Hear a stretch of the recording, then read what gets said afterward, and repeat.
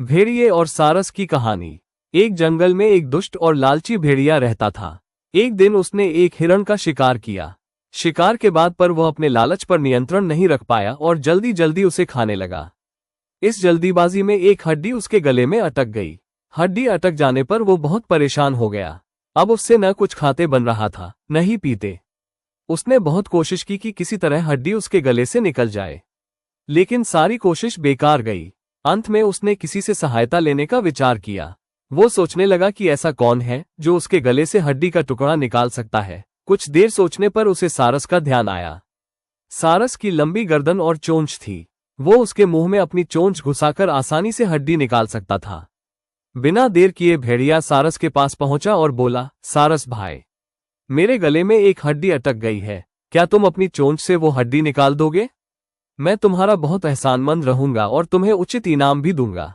सारस पहले तो भेड़िए के मुंह में अपनी चोंच डालने से डरा, लेकिन बाद वे उसे भेड़िए पर दया आ गया और वो तैयार हो गया। भेड़िए मुंह खोलकर खड़ा हो गया और सारस ने उसमें अपनी चोंच डाल दी, लेकिन उसकी चोंच हड्डी तक नहीं पहुंच पाए। तब उसे अपनी आधी गर्दन भी भेड़िए के मुंह में घुसानी पड़ी। सारस की गर्दन मुंह में जाते ही लालची भेड़िए के मन में लालच जागने लगा।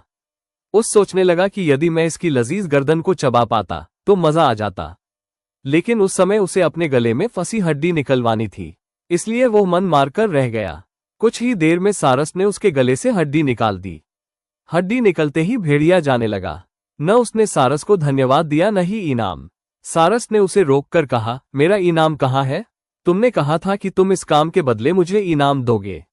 भेड़िया बोला, एक भेड़िए के मुंह में अपनी गर्दन डालकर भी तुम सही सलामत हो, क्या ये तुम्हारा इनाम नहीं है? इतना कहकर भेड़िया चला गया और सारस मुंह लटकाकर खड़ा रह गया।